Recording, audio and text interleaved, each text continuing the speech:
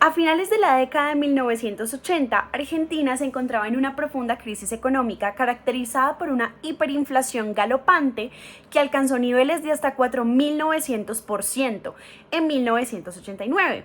Esta situación se vio agravada por un elevado déficit fiscal, una fuerte recesión económica y una alta incertidumbre política.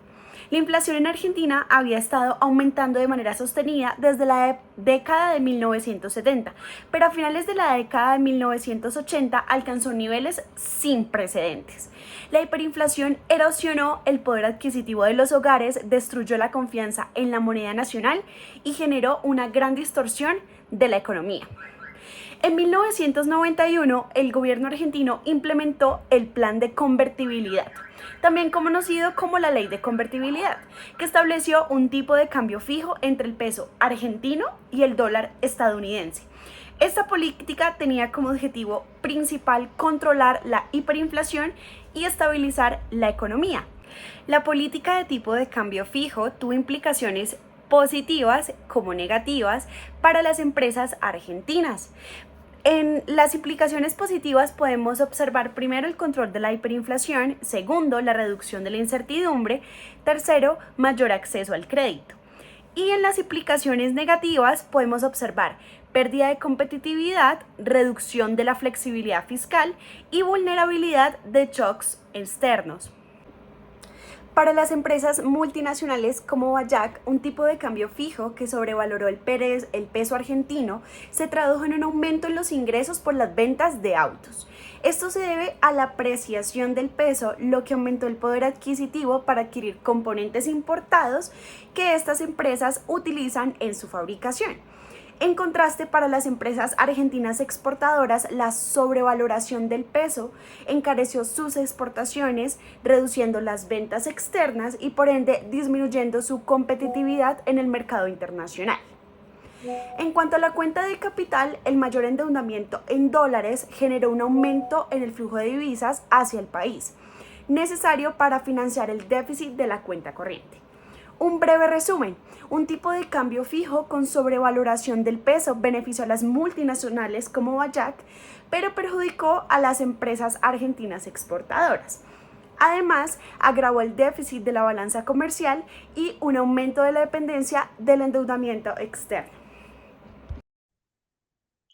En cuanto a la pregunta de por qué el sistema cambiario impuesto en 1991 se convirtió en un problema para la economía argentina, es importante primero tener en cuenta que para el año 1989 Argentina estaba pasando por un periodo de hiperinflación.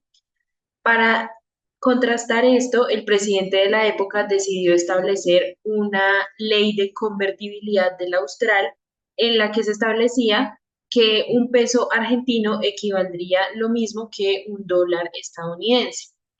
Frente a esa medida, el Banco Central tenía la función de que cada peso argentino tuviera un respaldo con un dólar estadounidense.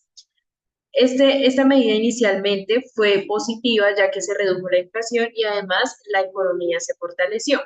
Sin embargo, para el año de 1996, algunos eventos externos, como la pérdida de confianza en economías emergentes, entre las cuales estaba Argentina, conllevaron a un fortalecimiento del dólar y con esto, una de las economías y de los socios comerciales más importantes de Argentina, que es Brasil, decidió devaluar su moneda y desligarla del dólar estadounidense, con lo cual básicamente las exportaciones argentinas tuvieron un impacto negativo ya que se redujeron. Y frente a esto,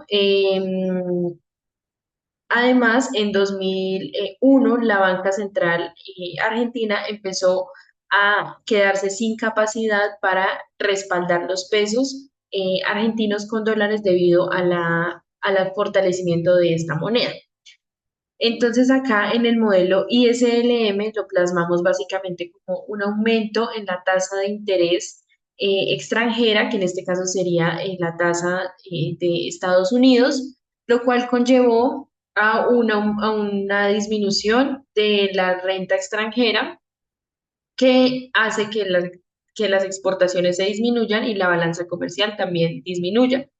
y asimismo la demanda agregada disminuye. Por lo cual vemos reflejado que la recta IS se desplaza hacia la izquierda, generando dos estimaciones que consideramos las más relevantes. Por un lado, la reducción de la renta o de la producción en Argentina y por otro lado, la presión que esto genera sobre el desempleo, ya que para esta época, hacia el 2001, los argentinos empezaron a sentir gran presión en este sentido.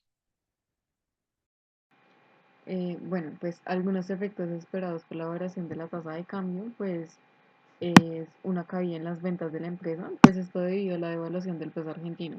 Y la magnitud de esta reducción pues también depende como de varios factores como la sensibilidad al precio de los consumidores argentinos y también la competitividad de las empresas locales.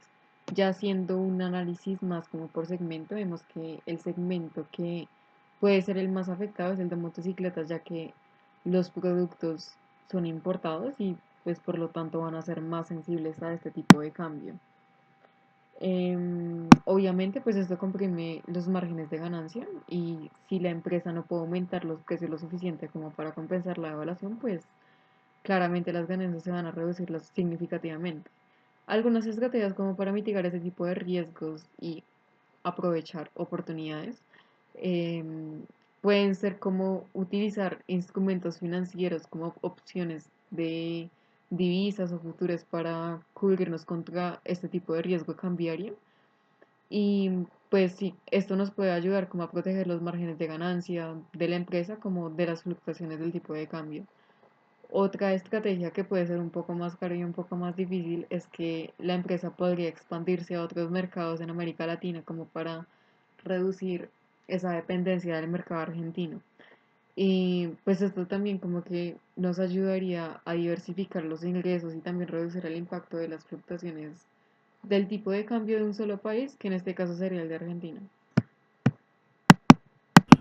Si yo fuera el gobierno de Argentina en 2015, implementaría una combinación de políticas fiscales y monetarias cambiarias para evitar una nueva crisis como la del 2002.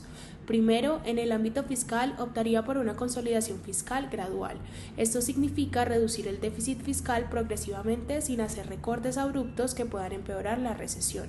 Mejoraría la eficiencia del gasto público, reduciendo gastos innecesarios y enfocándome en inversiones productivas. Además, realizaría reformas tributarias para ampliar la base impositiva y combatir la evasión fiscal. También adoptaría una política monetaria inicialmente restrictiva, aumentando las tasas de interés para controlar la inflación y estabilizar el peso. Sin embargo, es crucial acompañar esto con una comunicación clara y transparente sobre los objetivos de inflación y las medidas adoptadas para generar credibilidad. También restringiría el crecimiento de la oferta monetaria para reducir las presiones inflacionarias. Y por último, implementaría una flotación controlada del peso. Eso permitiría una depreciación gradual en lugar de movimientos abruptos, evitando volatilidades excesivas. Para explicar la gráfica del modelo Mondel-Fleming, comenzaríamos con el objetivo que hay que implementar políticas fiscales, monetarias y cambiarias para evitar una crisis como la del 2002. Entonces, las políticas que son propuestas. Entonces, la primera es la política fiscal, la consolidación fiscal gradual, reducir el déficit fiscal progresivamente, mejorar la eficiencia del gasto público y realizar reformas tributarias. Efecto en la curva IS, desplaza la curva IS ligeramente hacia la izquierda, reduciendo la demanda agregada de manera moderada. En la política monetaria, encontramos la monetaria restrictiva, aumentar las tasas de interés para controlar la inflación y estabilizar el peso y restringir la oferta monetaria. En este efecto, en la curva LM, desplaza la curva LM hacia arriba, reflejando mayores tasas de interés para cualquier nivel de ingreso. En la política cambiaria está la flotación controlada, permitir una depreciación gradual del peso con intervenciones estratégicas del Banco Central para evitar volatilidades excesivas, y en la curva BP, bajo un tipo de cambio flexible, la balanza de pagos se ajusta automáticamente a través del tipo de cambio. Para la gráfica del modelo Mondel-Fleming, la curva IS inicial y nueva es la consolidación fiscal que se desplaza a la IS hacia la izquierda. En la curva LM inicial y nueva, la política monetaria restrictiva desplaza la LM hacia arriba. En la curva BP representa el equilibrio en el mercado de divisas con tipo de cambio flexible. En los equilibrios, en el E0, equilibrio inicial antes de las políticas. En el E1, nuevo equilibrio con menor producción y mayor de tasas de interés. Entonces, en el análisis encontramos estas políticas integradas ayudan a estabilizar la economía, controlar la inflación y mantener la estabilidad del tipo de cambio, evitando una crisis similar a la del 2002 y promoviendo la confianza en la economía de Argentina.